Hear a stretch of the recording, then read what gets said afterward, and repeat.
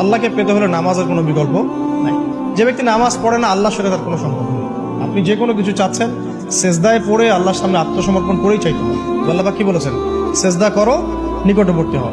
তো ব্যাখ্যা অনেক করা যায়। নামাজ না পড়লে কিন্তু মানুষ কুফরিতে লিপ্ত হয়।